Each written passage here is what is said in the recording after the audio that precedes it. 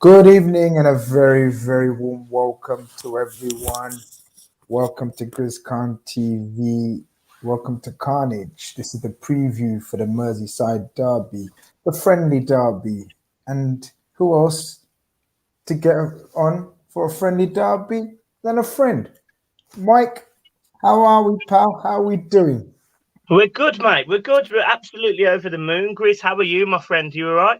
I'm good. I'm good. See, notice we get the pleasantries out the way. We're not talking about football. We're talking about life. How's life? How's family? How's everything? All in good health. That's the first and foremost what's important, right? Yeah, absolutely, mate. And everything is good in my life apart from one small part of it. Exactly. We're going to get onto the small part of your life that's distressing you. But it's good to know that everything else is smooth, everything else is good. And of course, I've got my co host with me, Mr. Ivan Soccer God himself. What's good, pal? I know you've done something, facial hair. People are going to get onto you in the chat. So before they do, you might as well tell us what caused you to do this. I read somewhere a while ago that for your facial hair, you're supposed to just start clean every once in a while. Like it's good for your skin. It's good for the exfoliating process. I think we've discussed this on the show, but we always have to remind people that all is not lost and it'll be back in a few weeks. So Do you know what? Can I give you a tip? Because trust me in it, because I had facial hair when I was 7. Yeah. So if you're not going to listen to me, who are you going to listen to, right? yeah. When you do the trim, like I agree with what you said and what you've been told has truth in it. But what you should try to do is, as opposed to just trimming it like you've done, do the clean shave with a blade. Yeah. Okay. So then let it grow back, and it'll grow fuller. It'll grow more healthier, and all that business. I don't know if people can confirm that in the chat, but that's what my father told me, and it worked. Yeah. Bloody Yeah. worked. So instead of just trimming it, go for the full, um, the full whack, and clean it up, and then it'll grow back nicely. But listen, we look forward to your moustache coming back because I feel a bit weird without it. Even though it's not my moustache, but you know what I mean. Like I like when I'm talking to a moustache and it's 7 behind it, but Yeah, it's unsettling. I'm it can be unsettling. I'm not gonna lie. But people, on your way in, smash that like button for us. That's all we ask for. Smash that. Smash it. Tap it. Touch it. Do what you gotta do. Just make sure that like is activated because it's the Merseyside derby. It's the friendly derby, and I've got my friend in, Mikey, man. Everything's good. You look healthy. Family's good. What's upsetting you? What's the one thing that's upsetting you, man? You know what? It's just the club. It's just the club. It's just hard at the minute. It's do you know what? It's got past the point where it's like you get angry about it. Like I'm genuinely upset at the mess that we're in. Because you know there'll be a lot of people out there, and there'll be a lot of stick thrown at Everton for obvious reasons. Like that's fine, I get that. It's banter between clubs, but we're Everton Football Club. We haven't been relegated in 73 years. It's kind of like a Premier League without Everton. Look, I appreciate some people won't care. Like I understand a lot of people on this channel are like, yeah, buzzing, like can't wait. But it's just going to be really weird from my perspective when we're not playing you guys, we're not playing Arsenal, we're not playing Chelsea's, and we're playing teams like Huddersfield, and it's going to be a struggle for me. Look, unless we pull a rabbit out of our backside and Burnley turn off what appeared to be good form last night, I think we're banging trouble, and I think we probably will be destined for the Championship. I've got no hope for this game at all. We're going to come back to you in terms of the whole relegation situation and what's gone wrong, and we could be all night if I ask you that question, but we have got all night. We've got all the time in the world for you.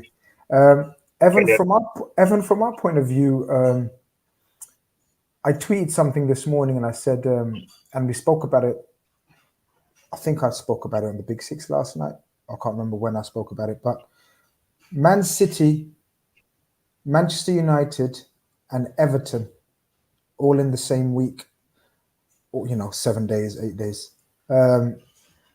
That's a lot of history, rivalry, local pride, footballing pride, everything at stake in a week. Um, it seems as though we've done the hard work by beating Man City. Okay, Man United are a pile of shit, but okay, still Man United.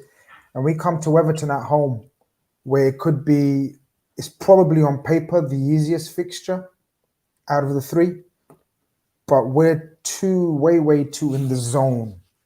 We're way too professional under this coach to have any arrogance, to have any complacency, to let this fuck up our what could be quite the week for us.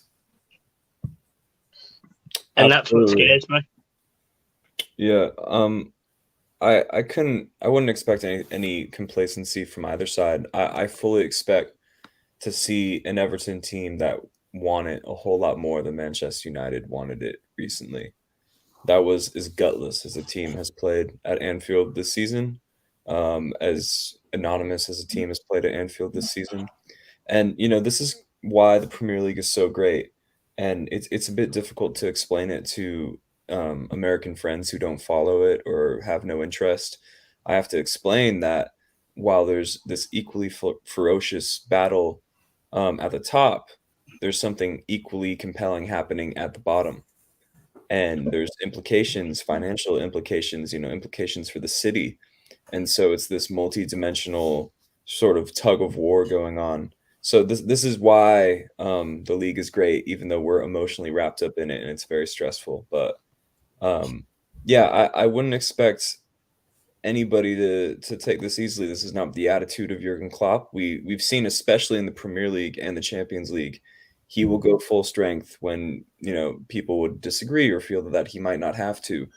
He's been known to play the same team that beats Watford 6-0 one weekend will play 4 days later against Man City. It's that type of vibe for the Premier League. The only competitions he ever seems to truly rotate and bring in third and fourth choice players for are the domestic cups and the early stages of them specifically. So yeah, this is a game that has implications on either side of the table. Great for the marketability of the league, not so great for Mike, but yeah, I'm looking forward to it, and every game weighs a ton now for both teams. Weighs a ton. Absolutely, Mike. Every game for you.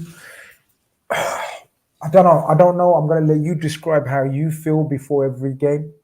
Because there's two ways of looking at it from your point of view, I guess, but obviously you'll explain more. So one could be every game is an opportunity to grasp onto something and climb out of this hole and mess you're coming that you've got yourself into, or it could be every game could be a murderous nightmare, like sort of what is going on, another fall from down another rung, and into the abyss that you're talking about of the championship, which, as you said, despite you've been having bad seasons, you've never been relegated forever. So it's a mad situation you find yourselves in. First, tell us, how are you feeling going into every game? Regardless of, okay, now it's the derby's the derby, right? But last couple of weeks, how have you been feeling going into games? Yeah, petrified. I worry every game because, this is a mess that it's when you're going into every game and there is a pressure on a group of players that, no disrespect to them, but I don't trust them to fight for the shirt. I don't trust them to leave everything on the pitch. I don't trust them to have the quality to get over the line. I don't trust them to score the goals we need. And I don't trust them to defend. I go into every game stressing and worrying, thinking, well, are we going to win or not? There's games where I hear you marked and I thought, yep, we're going to win that game. Leicester was one of them, because everyone has said, yeah, your home form will keep you up. Well, Leicester are 15th in the table in away performances this season, yet we really struggled to get a result, albeit we probably had the best chances, but we couldn't score them. So, we've got the shine. We beat Manchester United at Goodison Park. As you rightly said, that's not a particular difficult feat at the minute. Saeed will tell you himself, obviously, Big Six. the club's a mess. So for us to be able to beat them was great, but there isn't many games I go into and I think we are definitely winning this game. Every single game we play, no matter who it is, I'm like worried, and that isn't Everton. You know, that's how as fans and supporters of a club, that's the worst state to be in, because for many people, and me included, and I'm sure for you guys, this sport is a release. You know, so you can have the shittest week in business and personally at home, whatever, family, kids, work, whatever, but you look forward to that Saturday or Sunday. It must be so disheartening knowing that, you know, it's because you've said at the start that you actually believe now that you're going to go down. Am I right in thinking that? Do you really think you're going down, Mike? Well, I thought it about 6 weeks ago, Grizz. Whoa. And that's huge, right? Because as we said, we look through your squad and we look through the players and the managers that you've had in recent times. I mean, and I'm I'm not a piss taker. No. You know, I'm being honest and truthful as I can be. You're one of those clubs and squads and traditionalists that you think you can't. We'll take the piss. You'll have shit season, but you won't go down. You'll just survive. Something will happen. There's other shitter teams than you. You really truly believe that that's not happening this time, right? No. I said so it was about 6 weeks ago now, Grizz. We played Wolves at Goodison and we played Newcastle 4 days later. And I said that week, if Everton didn't get 6 points out of those 2 games, we'd get relegated. And I meant it, like I swore on it, and we walked away with 3 points. We then go to Burnley, which is an opportunity for us to have a little bit of a reprieve, have that gap. We're 2-1 up with 70 minutes to go. We lose 3-2. So we've done it to ourselves. You know, we can sit here all day long and say we've had some poor VAR decisions. Every club has, but, you know, the handball against Man City, do you get what, you know, the one against Southampton? There's lots of them, but the facts are we haven't been good enough. And you go through that team, you go through that entire squad, and that squad has cost us £600 million. This is what people often forget. You know, since Farhad Moshiri bought into this club 6 years ago, this is where we are. This is our football team. This is the club. And honestly, Grizz, you know, when you talk about, do you genuinely believe you're going down? It's been a slow decline now for 3 or 4 years. So we are reaping the negative rewards that Moshiri, the current board, and the financial signings have led us to be. It's a horrible place to be, isn't it, Evan?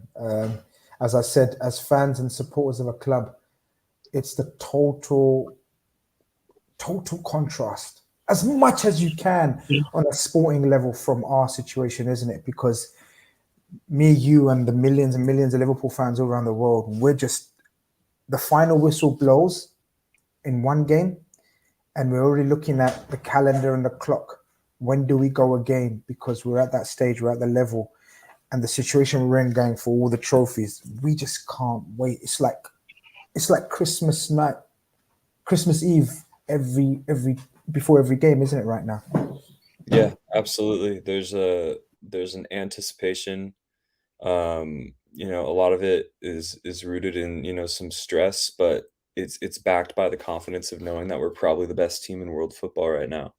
I'm glad Mike brought up the financial aspect of it, because you initially said, oh, you know, that maybe there's always been a perception that Everton have just had just good enough leadership or just good enough players to fully sink to where they are now. And we need to look at the outlay of money that's been pumped into the club by the current ownership. It's been significant.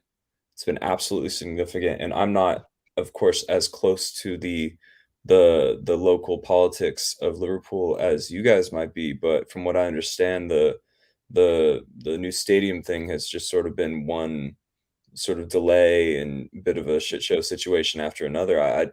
I've been waiting for that thing to get off the ground, and I just feel like it never does. And it's strange to invest so much money. If you could just compare the sheer investments to other teams in the league, Everton should be in the top half of the table pretty comfortably. And so the fact that they only sit 1 point above a team like Burnley, who have invested fucking nothing behind a top quality manager, in my opinion, like Sean Dyche, that I think speaks volumes. Uh, but enough on Everton, and more just about, like you said, how we look forward to our games. It's no longer a sense of dread. And to be honest, when we were in this position 3 years ago, going down to the wire with Man City, potentially the final day, 1 point behind them, I felt a sense of dread before every game. It was too stressful. It was perhaps a bit too much, and I'm still, holding the scars of that. But it's different this time around. It's different. I feel like we might have more momentum than them. I back us that we might be the better team, just generally across all four competitions. So it feels different this time around, but that's all it is, Grizz, a feeling. And without trophies, that's all it'll be. Yeah, look, feelings are fine. Um, we've got to just. I've got a target in my head, and fans. Every fan has different aspirations, different levels of what they require for it to be a success for them, and for them to not be totally pissed off or partially pissed off. But there's a minimum of a trophy that has to come our way, minimum of a trophy. And for me personally, before I get lynched, as you always do, for me personally, that will be a good season if we get two trophies out of the four that we enter. And of course, we can't finish lower than second. But as you said, at the moment, the feelings are good, the feelings are positive. Steve, someone's kindly pixelated pigeon, who's a very good and active member of the chat, is put up your remaining fixtures for the rest of the season. What's your current situation? I should have done more homework on Everton and exactly where you are. Please forgive me that I haven't. Uh, um, where are you guys exactly in terms of points behind your closest people that are around you right So, now? so we're 4 points behind Leeds, who are in 16th. We're 1 point above Burnley with a game in hand, who are in 18th, and we sit 17th. Right. So currently, right now, you're out of the relegation places. Yeah, and we have been all season. So you're 1 point ahead, and you have a game in hand, Mike. Yeah. That game is obviously tomorrow, I'm assuming, or whatever way you want to look at it. But yeah. Okay, so let's just say, do Burnley play this weekend? Yes, they do. Yeah, they play Wolves tomorrow. Interesting. So if we look at this. So this is the swing, Grizz. Let me go into this. Break it down. So you've got a Burnley side whose next two fixtures is Wolves at home and Watford away. You've got an Everton side whose next fixtures is Chelsea away, as we can see, Liverpool away and Chelsea at home. The next two after that is Leicester away and Watford away. So you're saying there, Everton, in my opinion, out of those four games, have to pick up 6 points. Now, as a neutral, as Liverpool fans looking at them four fixtures just there, Liverpool, Chelsea, Leicester, Watford, do you genuinely see Everton picking up 6 points? So I'm going to go. No, Evan, you go first. I've been speaking a lot. Do you see 6 points out of those next four fixtures for Everton? If not, how many do you see? I see 3 max out of their next 4 games, if I'm being honest. And I think Leicester are crap too. I don't think they're very good at all. Um, and yeah, it's just tough. Watford, their talisman who you would expect to get the goals have kind of dried up. I feel like Emmanuel Dennis has been stuck on however many goals he's scored for quite a long time. Um, Liverpool, definitely not. Chelsea, definitely not. Leicester are probably just more organized. But it's what's funny about Leicester and Everton is I think if you broke them down player for player, it's actually a lot closer than people might think.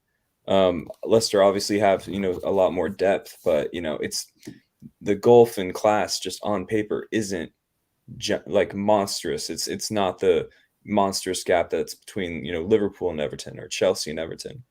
I fancy their chances against Watford, but again, that's away. Crowd will be up for it. So yeah, it's hard to see them walking away with more than 3. Mikey, Okay. it's not because I love you, but I genuinely think I can see 4 points there. I can see 4 points. I tell you why. Liverpool, I don't expect you to get anything, right? Of course. Yeah. Now Chelsea have switched off. I can tell you that for a fact. Yeah. Chelsea have logged off from the Premier League. Chelsea have got a lot of injuries. Chelsea have got a lot of niggling injuries that they're going to not want to risk for the FA Cup final. Their whole purpose in life is to beat Liverpool in that FA Cup final now. That's their mission. So therefore, if you get a fully fit team, motivated squad, fans, Chelsea at home, I think you can get a draw. I genuinely believe that. Leicester is a bag of mixed. It's a mixed bag with Leicester, right? Yeah. And I think Watford will be down by then, near enough. In 3 game week time, I possibly think Watford will be down by then, possibly because they're not getting nothing tomorrow. That's dead, right? It's 5-6-0 tomorrow at City. They've got. I don't know who their next 2 are, but I genuinely think Burnley. So Watford's next 2. So they play Burnley, and they also play. I can't find the other one. It's not an easy game. People in the chat, let us know who Watford's next 2 fixtures are at. So Man City, Burnley, and Palace. Well, there you go. See, so that's I can't see Watford getting any points from there. So I think Watford will be down by the time you play them. I think you can get a draw against Chelsea because Chelsea have logged out. Chelsea have 100% logged out the Premier League. Leicester City away. They're still in the Europa thing, right? Yeah. I'm telling you as a Liverpool supporter to a fellow Everton who I want to smash tomorrow, but for the rest of the thing, I'm saying keep your head up. I genuinely don't think you're out of it. You see, it's weird for me because when I look at the Burnley fixtures, and the Burnley fixtures being straight are fairly straightforward. They play Villa twice. Their hardest game is away at Spurs, which Spurs can lose at home. We saw it to Brighton. Then they've got, as I say, they've got they've got Wolves, they've got Watford. So you kind of look at their fixtures and you go, they genuinely could win 4 games out of 6. So if they're getting 12 points, Everton genuinely just need to get 13. But Grizz, it took us 24 games to get 14 points. So but so did it for the other team, Mikey. You're saying they can suddenly get 4 wins. Well, they're below you, so there must be something going wrong there as well. I don't think it's over. I genuinely don't think it's over. What I've said, and this is why I love your show, Grizz, is because you're level-headed about it. So straight up on Sunday, the score could be anything. Let's be real. The score could be anything. As an Everton fan, I'm dreading the game. I know we'll talk about it in a minute, but I'm dreading the game because of the quality Liverpool have. In my opinion, I think you're going to win all 4 trophies this season. Straight up, I think you are. I think you are the best team in Europe, if not the world, right now. That's my opinion. I hate to say it as an Everton fan, but I have to be honest. Because whereas I have always said this, Liverpool are like a machine, whereas Manchester City, they have a moment in them where they lose at home to a Palace or a Wolves or somebody. They lose a stupid game. You guys, your home record, 13 wins, 3 draws. So you ain't going to lose a game at home. And with the fixtures you've got left, I don't think you're going to lose or draw a game. I think they'll all be wins. You've already played the toughest fixture, which is Man City. So you're in a position where if Man City drop a single point, which I think they will, you'll win the title. And then you look at the Champions League, and to be honest, the only challenge you've got in the Champions League is a team that you put 3 past after 27 minutes in an FA Cup game.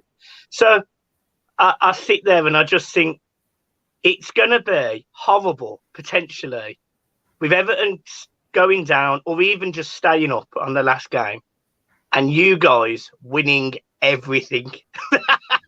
It's mad. It's got the makings of a tremendously pleasurable season, Evan. Like Mikey's dressed it up, and as I said, I genuinely think Everton will just scrape it. My personal opinion, but as I said, there's a long way to go.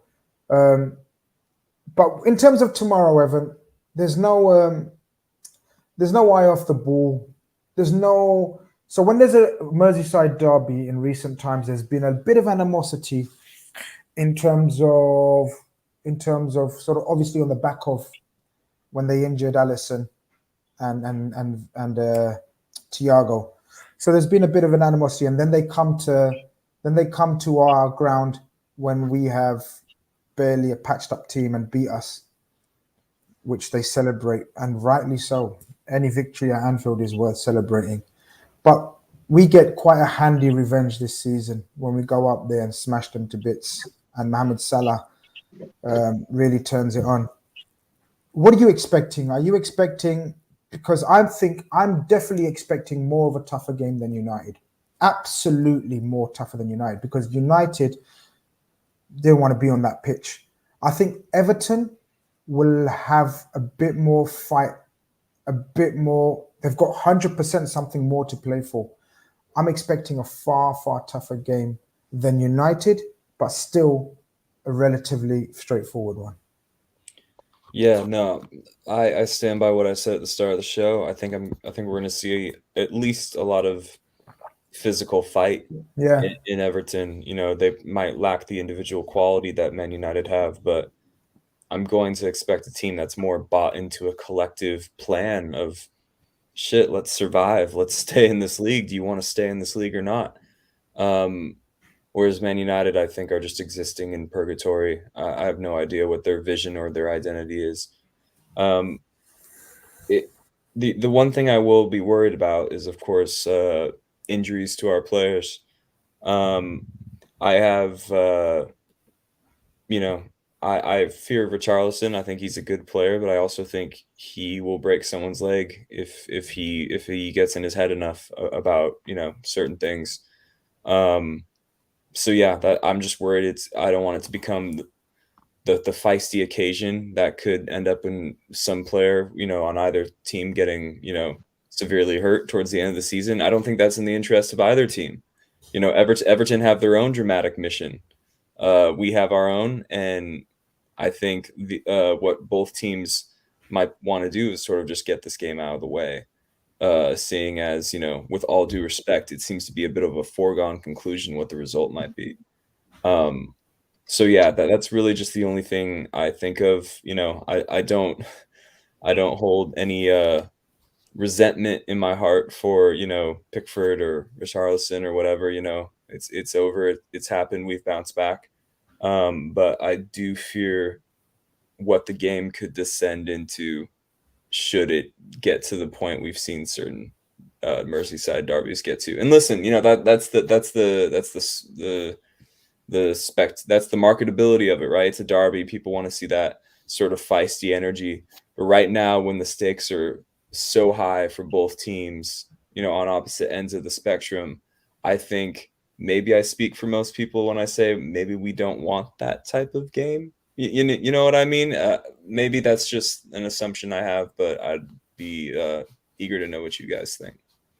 I'm I'm the same. I'm the same. But I think the crucial part of it is I don't think any kind of suspension or injury helps them as well, which makes me think it's one of those situations where Lampard will have them motivated and revved up for sure, but not to the point where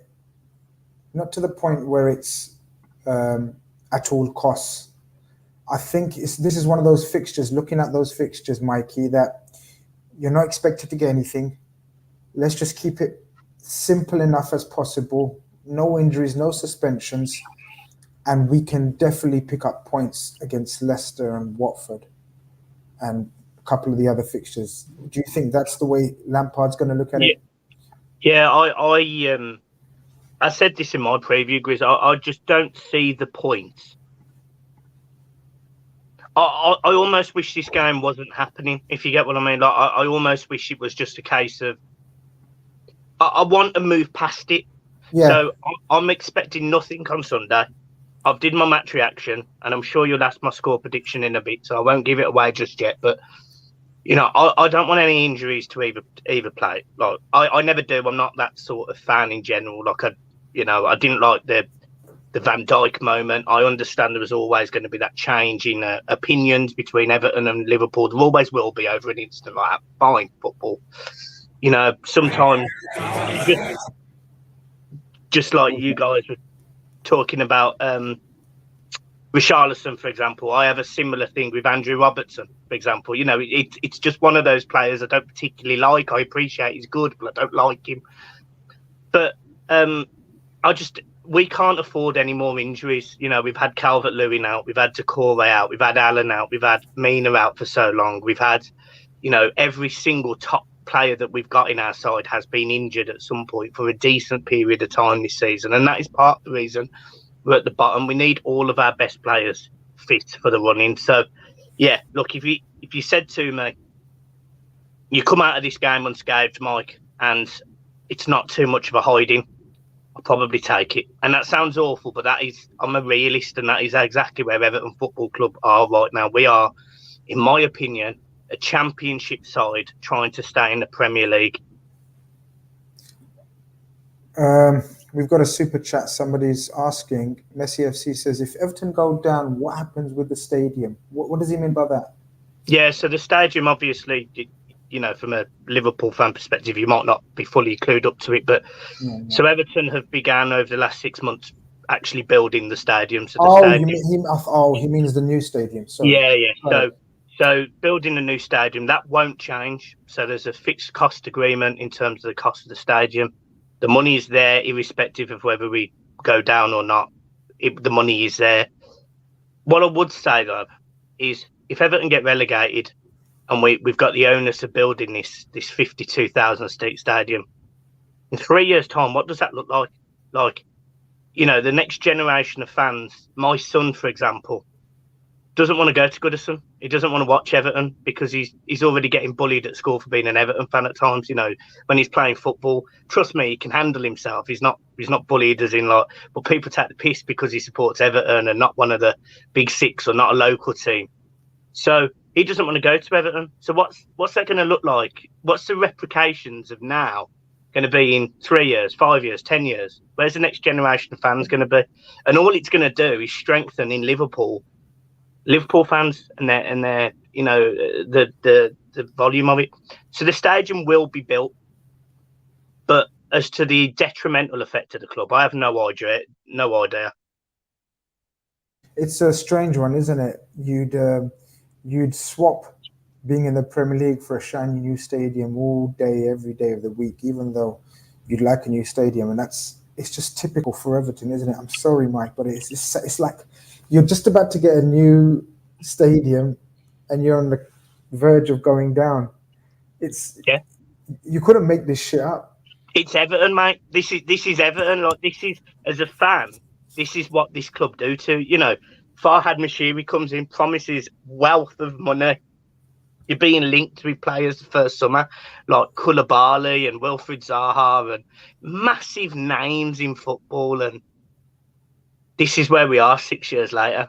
And it's sort of like, If this was a film, no one would believe it. Like, no one would believe it. So it's tough, Chris. And, you know, if we talk about in terms of money that Everton have spent, you know, let's put this in perspective. How much was Mohamed Salah, Sadio Mane, and Jota? 100 million roundabout Right. between the three of them. So Richarlison, Gylfi Sigurdsson, Klassen, Rooney, Iwobi, all of these players as individuals cost more money than Salah. All of them. Insane, isn't it? So look, you hired Lampard. When was it? At the start of the season, or January? Was it January? Yeah, Rafa got sacked, didn't they? Of course. So look, are we at the point where Rafa had to go? Yes. At that time, Rafa definitely had to go. Was that definitely in your mind? 6 weeks earlier, but yeah. 6 weeks earlier. Okay. Where was you with the Lampard appointment? So I was on DR Sports down in London for the last game when you beat us 4-1 at Goodison. And people were talking about managers at the time, and I was saying about sacking Rafa, etc. And I said Wayne Rooney or Frank Lampard. Really? And the reason I said Lampard was because although he's not been in a relegation battle before, I felt like he had a winning mentality because he's been a player. He's won everything there is to win as a player.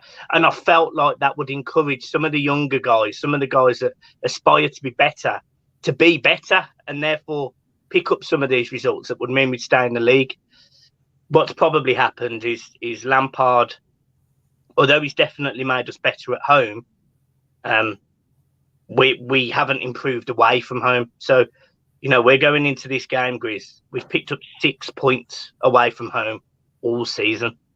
We have the worst record in all 4 divisions in England, and we're going up against the Liverpool team that have the best home record in the Premier League.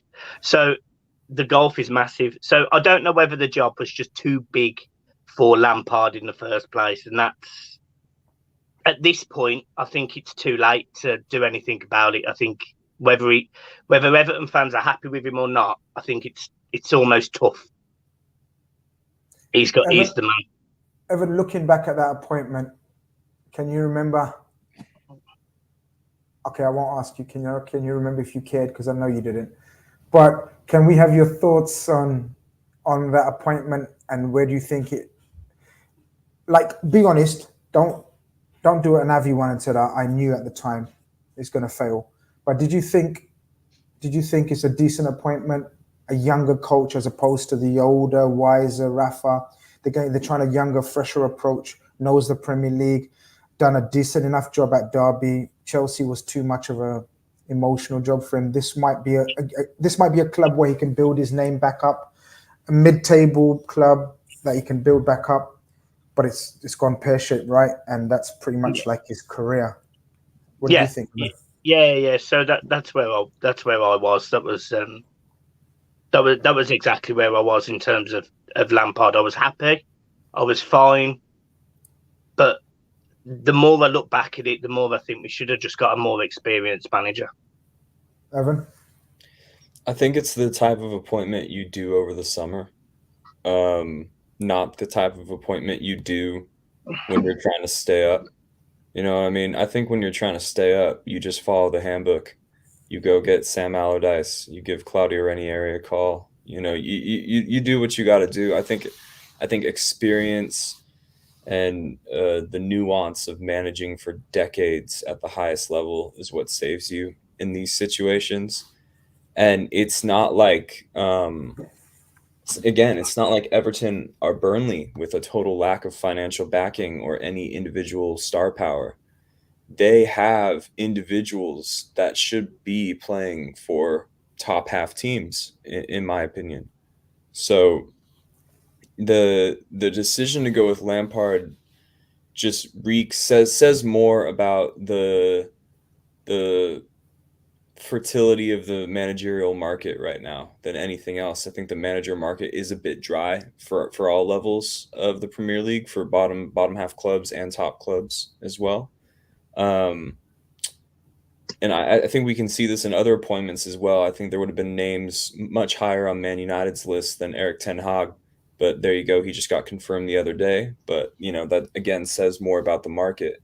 But yeah, I like the admirable approach of backing a young manager with the new ideas for the new generation, and he's got the history and the charisma. I like the romantic aspects of that, but it's not really the conventional wisdom when you're trying to stay up, right?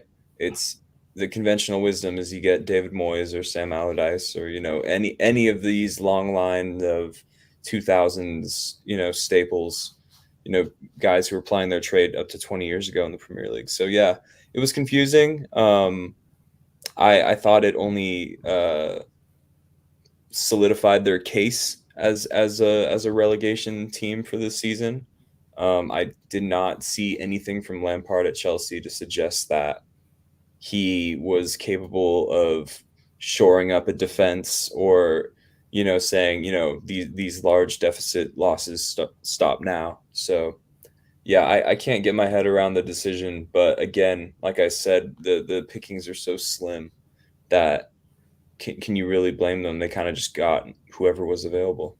But this is it, though. I think you can blame them, and I think Mike might agree with me, or he may not, because I think you can blame them because they've gone down that route of going for a manager, Mike. So let's have a reminder of the last 3-4 coaches. So it's Lampard, it's Rafa, it's Ancelotti, and Marco Silva. So you've gone for Marco Silva, a young, inexperienced manager, most certainly at that time. Obviously, he's gained more experience since then, right? Then you went totally polar opposite in terms of getting Ancelotti, one of the most experienced and renowned managers in world football. Then you've sacked him, or he's left, whatever the case is. You've gone for something similar, and then you've gone for something totally opposite as well. I think there has to be a balance in between. You haven't found the in-between guy. So, for example, Wolves go and get Bruno Lage, who's not the most inexperienced, but hasn't got top-flight experience, but there is potential there. Even someone like, I don't know, top of my head now, my mind's gone blank. But do you know what I mean in terms of that middle tier? Yeah. Maybe that's the route that you haven't taken yet. Maybe you're trying too many extremes of either trying a young, experienced manager up and coming, or the toppest of tops in Rafa and Ancelotti. Maybe something in between, a stable manager that's going to give you stability, because that's what you needed in the last few years, stability. When you hired Ancelotti and Mashiri's millions, you was thinking way too big, way above your station.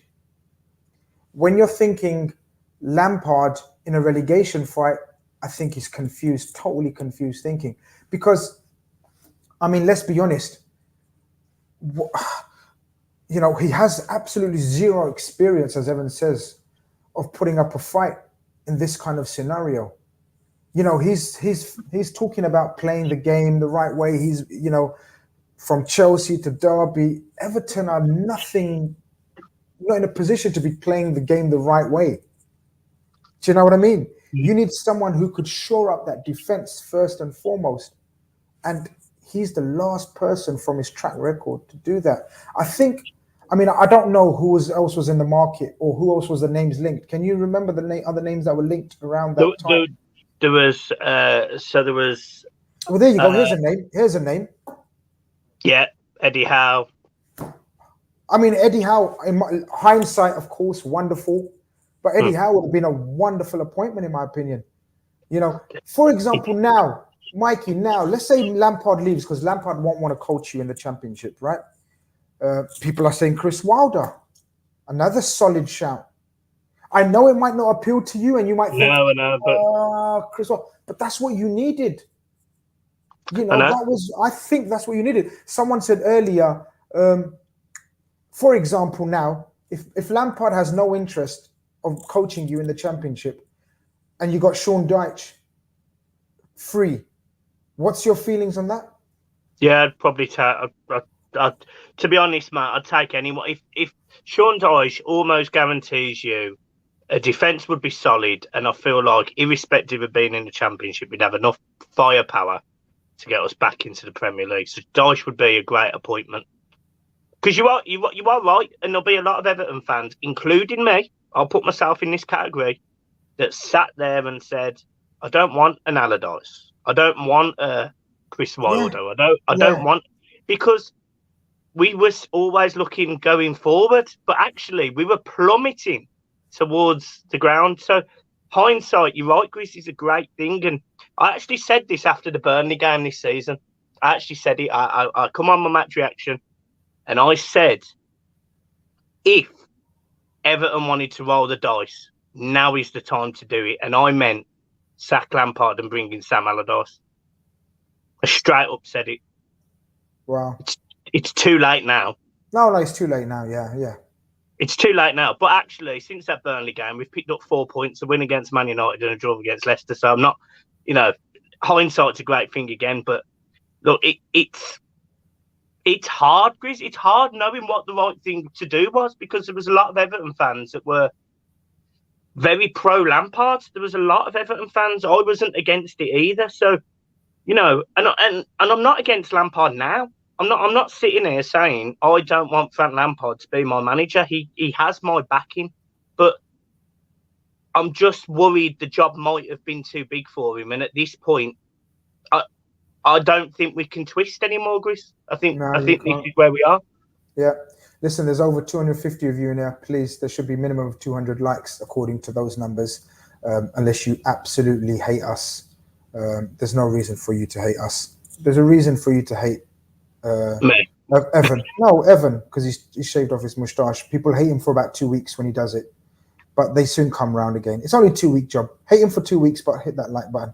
But listen, going into tomorrow, and Evan's kindly shared his screen with me to talk about the possible situation for tomorrow in terms of how you setting up. Evan, from our point of view, there's some rumors, and I'll get Mike's opinion on it. There's some rumors from the Everton chat, Everton websites, whatever, that they might revert to a back three tomorrow. Back five. How dare they play back three against us? But back five tomorrow. A, does that in any way worry you? And B, is there anything that they could do differently that we would have a slight problem or worry about if they were to make a tactical change anywhere? It's tough to say because I'm looking at the bench. Maybe Mike could tell me why Doucouré didn't play the other day, because I think he's comfortably their best midfielder just on paper. I feel like when you play back five, and here's the thing, I think Paul Merson was right. If you play back five, it's because you don't think your defenders are that good.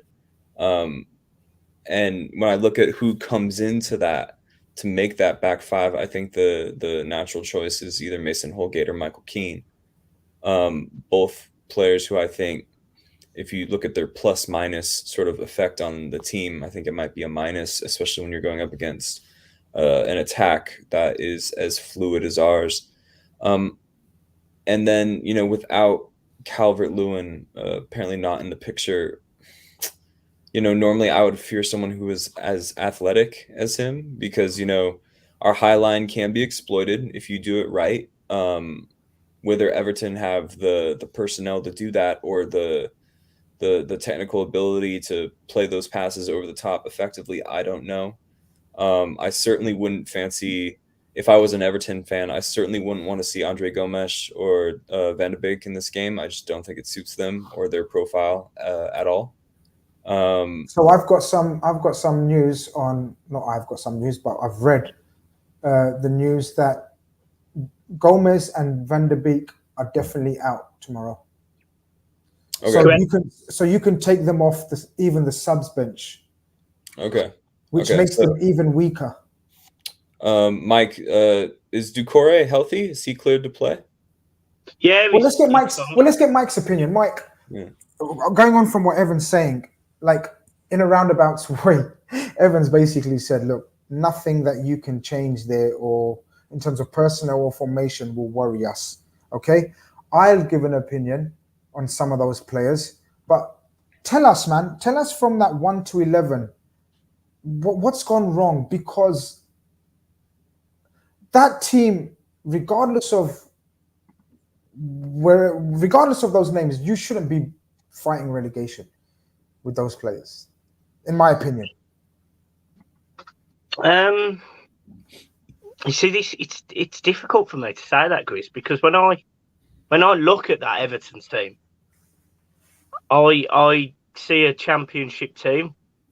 so I don't look at that team in the same way that you probably look at that team. I mean, no, that 11 is shocking. Let me make that clear. But what I meant by that was Doucouré, Gomez, Van der Beek, Dele Alli. Those are not names that you automatically associate relegation with. That's my point. Yeah. So Dele Alli, he's had a mixed start to his Everton career. Obviously, everyone knows that he was signed on a free, and after 20 appearances, it goes up by 10 million every 20 appearances. So that was the way we got him in the door for financial fair play, because we didn't spend any money on him.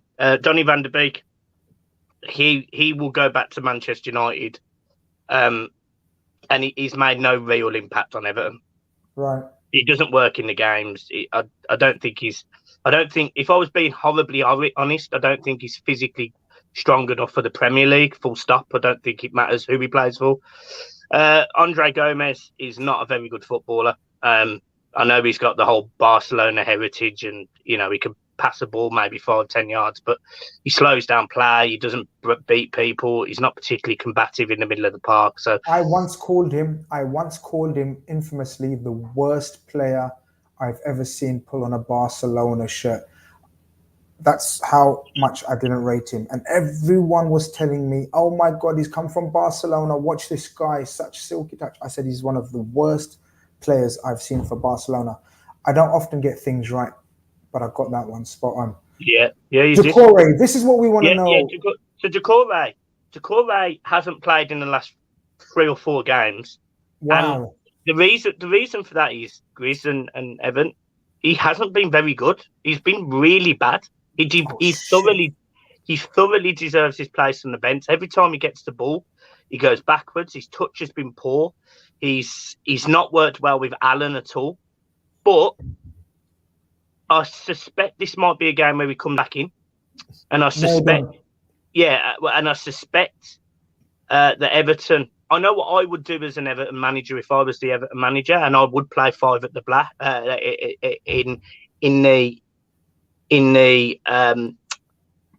so I would be bringing in Michael Keane into that side. I'd have Yuri Mina or Ben Godfrey in the middle of it. I'd have Seamus Coleman and Mikalenko as it is. And then in the middle of the park, I'd have Alan, Delph and Doucouré. And I would simply use the pace of Gordon and Richarlison to try and hit you on the break. I would put all of those players behind the ball.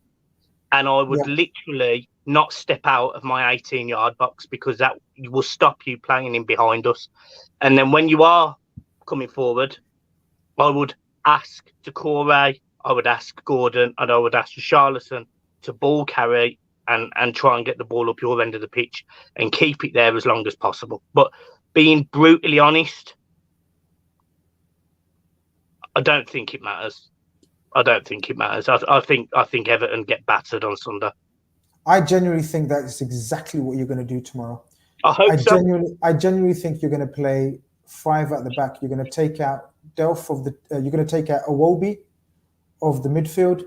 You're going to bring in Abdul Doucouré alongside Delph and Allen, the old dogs of war, and then literally leave Richarlison and Gordon, or Richarlison and Gray, either one, just up front, and just try to see if you can catch something or play for set pieces. Because if you do bring in Doucouré and Michael Keane, it will definitely make you a very tall team. because Mikalenko's 6 foot as well, isn't he? Yeah, Even though he's playing the left back. Yeah, it doesn't look particularly tall though, to be honest. But yeah, like if I mean, a lot of Premier League footballers are 6 foot, but they don't necessarily look it when you look at it. There isn't much in it, Grizz. He's probably more like 5'12", to be honest. Okay. But yeah, look, with Gomez and Van der Beek, I don't know what state your bench is going to look like. Is there anyone that squad's going to come back? Is anyone coming back into the squad that you know about or can remember? No one that I would suspect would make a significant impact. Calvert-Lewin's injured. Yeah. There was a right back. There was a right back because look, another thing not in your favour is you're not really used to playing twice a week, are you? And this is just a big turnaround as well. Exactly. So look, we can't dress this up. Evan, how do we just remove this? Do I just press remove? Oh yeah, you just hit remove down there. So whatever way we've looked at that and dressed it up, I think your best option will be going 5 at the back, playing 3 absolute dogs of war in midfield, and then just hopefully something on the break and set pieces. For us, Ev, how are we setting up, man? I just want to throw at you the dilemmas. I know. Well, I think you might say, go full strength, play the team, maybe 1 or 2 changes, maximum 2, and then let Villarreal take care of Villarreal. But first, the most important thing is getting 3 points on the board. Will Klopp share those sentiments and thoughts in terms of team selection? Do you think? How are you anticipating this? I would expect to see a bit of rotation. The rotation honestly feels like a bit too strong of a word because I feel like when we say rotation, I think it just means like we have some really good players on the bench that deserve to play.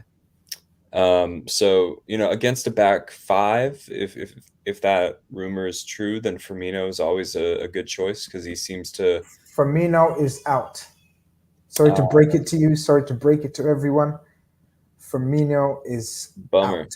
Okay, so far from the end of the world. But you would expect to see Diogo Jota come back in after not starting the previous game. So I think for us, especially at home, we can sort of dictate the pace of play almost. Naby Keita might be a good choice for this game. I don't think it's a game that will be won and lost in midfield. It is sort of a game that will be won and lost depending upon how ruthless we are with taking our chances. And I feel like maybe Everton's best hope in the tactical sense is hoping that we have an off day in front of goal and that it might only be 1-0 approaching the final 15 minutes. Set piece. Like that. Yeah, set pieces, obviously. Though we are very good at turning set pieces against us into opportunities for ourselves. So even that can be a bit of a double-bladed sword. But yeah, I'm okay with almost any lineup. It's tough to see what rotations we make that could actually end up making us weaker in a sense. I feel like we just have different types of strengths these days. All right, I'm going to hit you then. I'm going to hit you with a question straight up. Any changes in the back 4? Are you bringing in Tsimikas and resting Robertson? Yeah, I think I would. Brave man. Konate, Matip. Konate. Bring back Matip for Villarreal? Yeah. Okay. This is where it starts getting interesting. Central midfield. You resting Fabinho or you going no? Dogs of war. I'm not resting Fabinho, no. And the other 2? I think I would be tempted to do Hendo Keita. I think I would as well. You've been reading my notes, you shitbag. Actually, no, you would have known Bobby's out if you read my notes. Yeah, that's true. I didn't read the notes. Okay, what are we doing up front? I think I'm going to do. I want you to concentrate this part, Mikey, because I always ask the opposition a very interesting question. So hold tight. Okay, I think I'm going to do Jota through the middle. I'm going to do blasphemy, Sadio Mane. Sadio can play on the left and Salah can play on the right. Okay, so you're giving a rest to Mane and Diaz. No, Mane's going to play on the Oh, left. sorry. Okay, Diaz and Bobby. Yeah. Diaz misses out, yeah. You're a brave man. But I know where you're coming from. And I don't see the same 11 as the ones that played Man United, personally. I don't know, actually, Evan. I don't know. Because we just can't afford to have any slip-ups against Everton. Because that essentially is the title over. I think we want to keep it moving. And the fact that we've got 2 legs to make things right against Villarreal, I've got to... I don't know, but it's an envious position to be on. Mike is sitting there and thinking, "Fucking hell! Look at the names reading off their tongues and the options." Mikey, why I always ask fans of other teams is, which 3 of the 5 strikers would you not like to face tomorrow? Which 3? Would you not like to face? Which 3 basically is the weakest in your opinion that you'd be not happy with, because you're not happy with any of those 3, but which 3 would you say, give me those 3, it's the worst of a brilliant bunch as a combination? But your worst 3 strikers? Yeah, out of the 5 that, not your Origi, not your Minaminos, but the 5. So Diaz, Mane, Bobby, Salah, Jota. Pick your poison, as Adam says. I'd probably Firmino through the middle, Jota and Diaz. Interesting. Because which 3 don't you want to face tomorrow? I don't want to face Mane, Salah, and Diaz. So Diaz is difficult because obviously in the 5 he's literally the 3rd one, if you get what I mean. So he's really, but Mane looked fantastic in the middle. He looked brilliant. Diaz has got that pace down the left hand side. Obviously, as you know, we actually almost signed Diaz in August. So it's a real kick in the teeth when I watch him play for you guys, when I know how close we were to signing him. And Salah doesn't need an introduction, does it? It's interesting. See that, Evan? Because I think if we ask majority of fan bases right now, it just shows you the levels of Diaz and Mane in the last few weeks that every fan base has asked me. I think the last 2 fans have said the exact same lineups in terms of what they would face and what they don't want to face. It's amazing, isn't it? The effect these guys have had in the last few weeks on opposition defenses and fans' perceptions of them. Absolutely. And by the way, just to add to it, Jota scored 15 goals this season. It's mad. So this is a kid that knows where the net is. He scores on a regular basis. He's a very, very good footballer. He's a 1 in 2 player. And I'm not putting him in the top 3.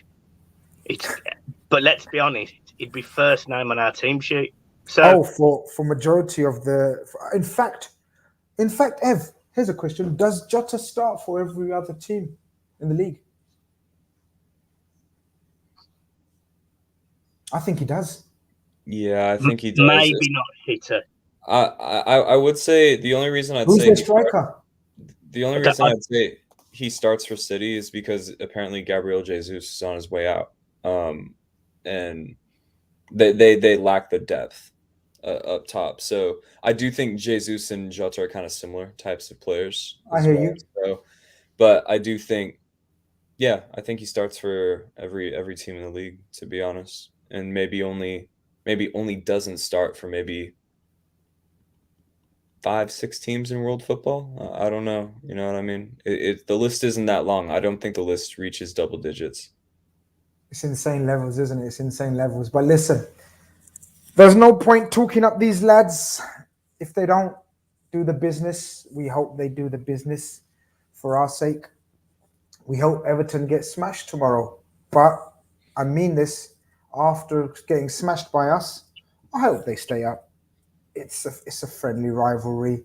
They're an institution of the Premier League. It'll be sad to see you guys down. I don't have any resentment or hate towards Everton. Yes, when you've got a rivalry and it's a local rivalry, yeah, you're gonna have moments through the seasons where they annoy you, but there's a difference between an annoyance. They're like the little brother or sister that when they're naughty, you just slap them and say, "Shut up, go and sit over there," But they annoy you, but you don't want to lose them. You don't want them leaving you and not being able to see them now and again.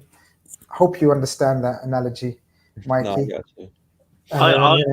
I look, it's really difficult, Grizz, because you know me. I'm fiery. I'd defend my team. I'd back them. I'd come back with you with some witty comments. But I don't know what I'm meant to say at the minute. It's almost. You're like, a broken man, Mikey. I'm strapped to a lamppost. My trousers are down. Everyone can see the tackle. They all know what we're feeling. It's a mess. The only thing I would say is we were the first club in Liverpool, and we all need to remember that. Well, you was the first. You was the first. That's all I've got, Chris. I've got nothing else. I've got nothing else. I've got nothing. Nah, we've got to give you something. There's no point in inviting you to our house. You know what I mean? Talking to you, telling you what we're going to do or potentially do to you tomorrow, and not give you a little gift. So you was the first team in Liverpool. But listen, as always, been a pleasure having you on, Mikey. I know it's not the best of times for you, man, but you're very, very welcome as always, man. Yeah, appreciate it. And look, all jokes aside, look, it's always nice coming on your channel, Grizz. Level-headed, don't dig me out too much, which is always nice. It's a friendly rivalry, as you say. Absolutely, we ain't got time for that, man. We're too grown ups for that, man. We ain't about that life. But really appreciate it, man. Evan, tomorrow, people keep reminding me we're playing Sunday. All right, guys, you know how it is, man. Sometimes I get my hours and days mixed up. I know it's Sunday. In fact, is there any part of the world that it is tomorrow? No, I don't think so, because I would be the earliest. You'd be the earliest, right? What time's kickoff for you? Like 9 in the morning? It can be kickoffs for the Premier League or anywhere in between 4:30 and noon. So tomorrow's Sunday's 4:30 kickoff, right? Yeah. So you guys, that'll be what time, Evan? 8:30. 8 o'clock, 8:30, innit? Where were you based, Evan? California, Northern California. Oh, lovely. No, it is lovely. Let's hope Evan wakes up, feel like Sunday morning. I always wake up. But we haven't. I mean, Grizz, I might be stealing a bit of thunder here on your show, so apologies if I am. But we haven't done score predictions. Yeah, look. Score predictions. I feel like I need a number from you, both of you. I need a number. Yeah, score predictions are a tricky one. Go on, Ev. Hit us with the numbers, man. Hit some numbers, man. I'm gonna go with a comfortable 4-0. He goes with a comfortable 4-0 and then he just rubs his eye like. I don't know. Feels mean. Mikey? 5-0. I'm going to stick with my prediction. I'm going to stick with my prediction that I made on the Big Six, which is very important to me because there's a lot of pride at stake, and suddenly, I'm off the table, and there's about 5 points between the leader and the one right at the bottom. So I'm not going to change it. I've said 2-0 for the fact that you're going to be much harder than United. You've got much more to play for. Surely, no, not surely. You have got more pride than them United shitheads. You have got more pride. Obviously, you haven't got good players like they have, but you have absolutely more pride and fight. I believe that. I think Lampard will have you far more aggressive than them. They didn't lay a glove on us. I think you'll play far more defensive and far more rigid. You don't give a shit about looking good, whereas United players have got this about looking good. Your players don't give a shit about how they look. It's a bit like me. Yeah, the same as me, mate. But that's why I'm going for 2-0. But I hope I'm wrong. I hope Evan's right. It's 4-0. I hope you're right. It's 5-0. But we'll talk tomorrow. People, there's been close to 300 in there. Hopefully there's around 200 likes. If there isn't, you're a bunch of dude. But I'll get you back. Guys, this has been the pre-match hype show on Carnage, on Grizz TV for the Merseyside derby. I hope Everton get beat tomorrow. I hope Liverpool win. And we will surely see you. If not tomorrow, I may have a call in tomorrow. If not, see you Sunday for the Red Fellas. Evan, hope you've got the intro ready. I've got the end broadcast ready. We out of here. Take care.